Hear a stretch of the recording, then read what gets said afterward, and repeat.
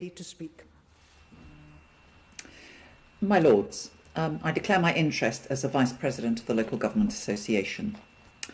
I'm speaking to a number of amendments in this group, broadly divided into two areas, and the first is the group of amendments that follow on from Lord Foster's introduction about the protection of property and the powers of the regulator. And the second is the issues relating specifically to the safety of buildings and disabled people. So on the first issue, much of the focus in both the public and indeed the debate in the run-up to this bill coming to your Lordship's House has been on cladding and height of buildings.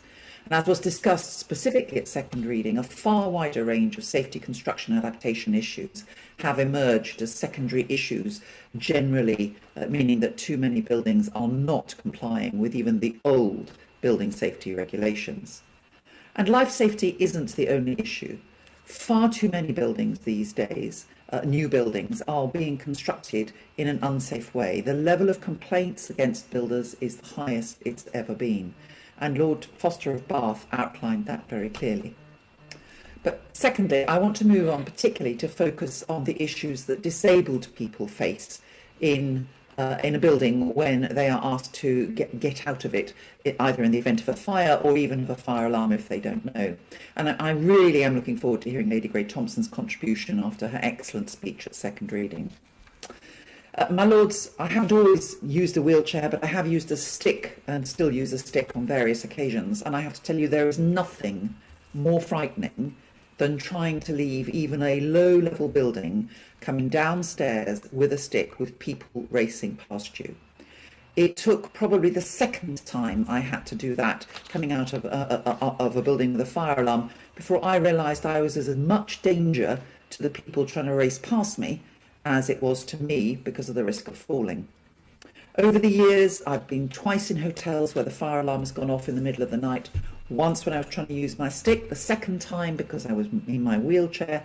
I had been told to report to the safety zone, which I did. I was told that someone from reception would come up or the fire officers would come up and that they would transfer me to the evacuation chair and take me downstairs.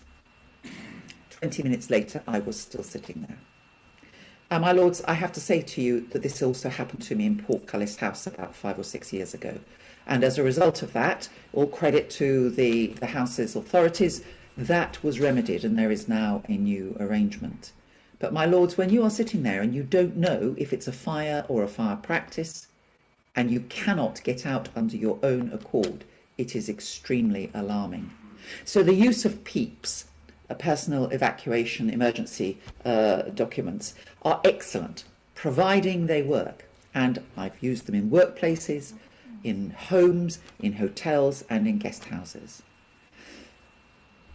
I was in charge of building some new disabled accommodation at Selwyn College when I was bursar there over 20 years ago. And although they weren't called PEEPs in those days, creating a confident document that both students and their friends around them and the college staff understood what the needs of that particular disabled person were vital to them having confidence in being able to evacuate the building in the event of an emergency. The difficulty that we face today, highlighted especially by Grenfell, is that these documents are not in place.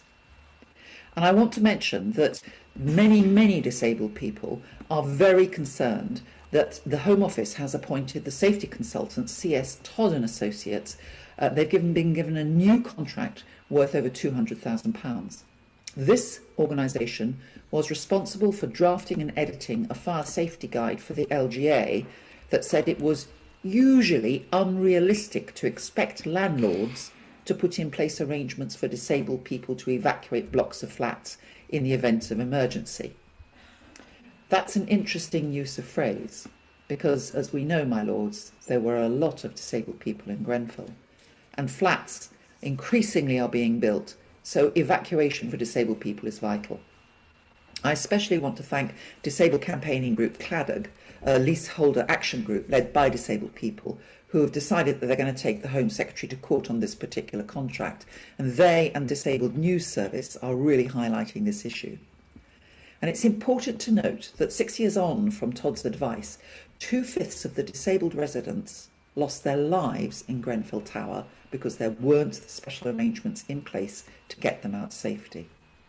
And whilst the fire service has recognised that stay put advice for residents in high-rise blocks must be changed, there is no evidence, either from government or from Colin Todd Associates, that things have changed. And in fact, a further set of advice has been published by Colin Todd on behalf of BSI that repeated this same arrangement. So, my lords, that is why we need Lady Grey Thompson's amendments.